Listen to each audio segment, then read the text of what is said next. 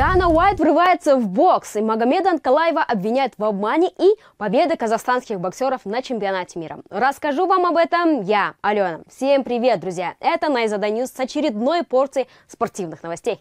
Президент UFC Дана Уайт врывается в бокс, друзья. Председатель Главного управления по делам развлечений в Саудовской Аравии Турки Аль-Ашейх и TKO Group Holdings подписали многолетнее соглашение о партнерстве с целью создания нового боксерского промоушена под руководством президента UFC Дана Уайта и президента WWE Ника Хана. Всем привет! Мы только что подписали контракт на запуск новой боксерской лиги с Турки, который по-настоящему любит бокс. Я очень рад. Я передаю флаг бокса человеку, который справится с ним лучше всех. Его ждет непростая работа, но я уверен, что он будет радовать людей и фанатов этой прекрасной лигой и сделает бокс вновь великим.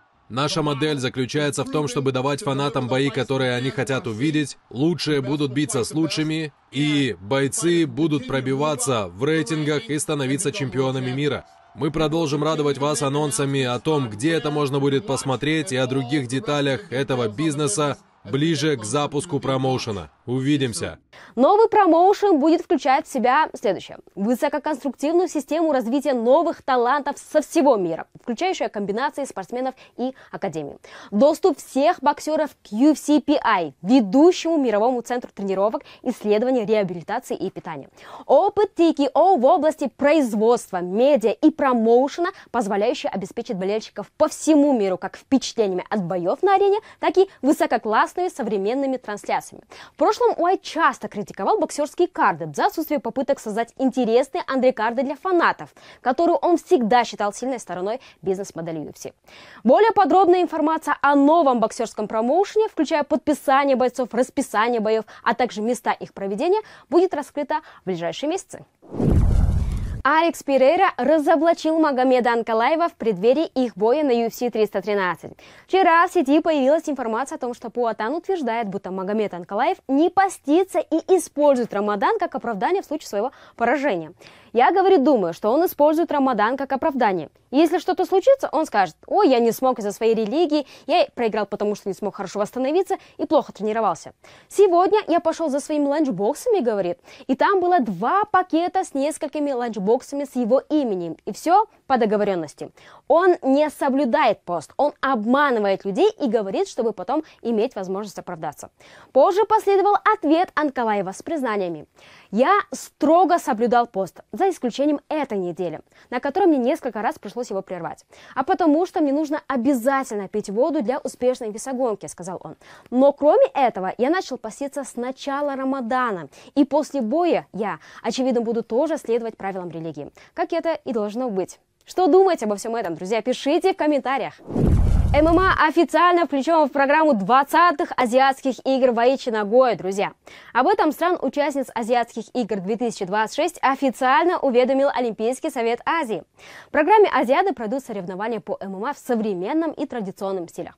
В современном стиле спортсмены выступают в специальных жилетках и шортах, а в современном стиле в рашгарде и шортах.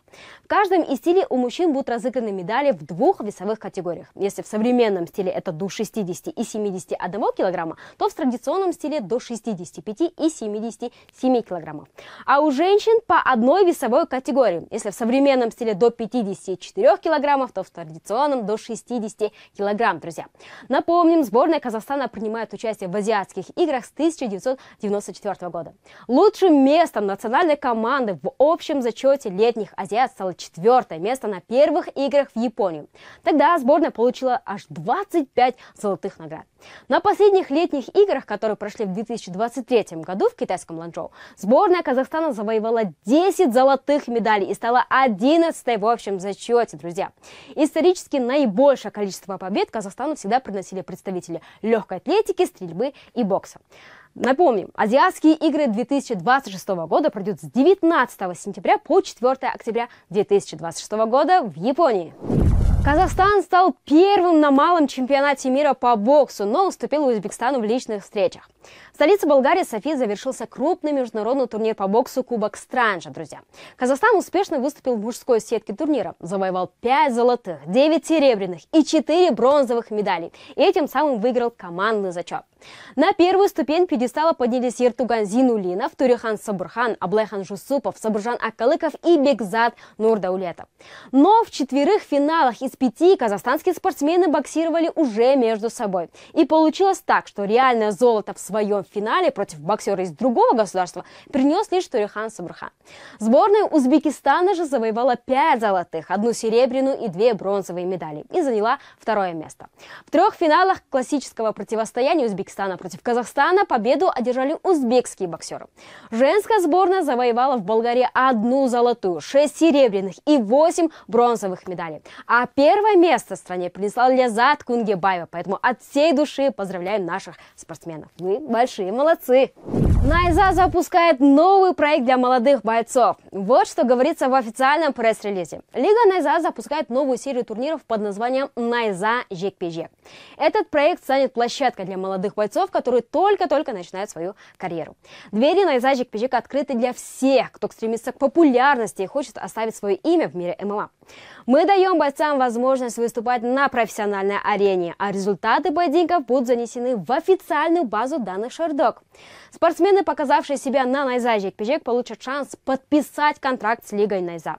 Каждый день мне и матчмейкеру Лиги Жандарбеку приходит очень много сообщений от молодых бойцов с просьбой дать им возможность выступить в нашем промоушене.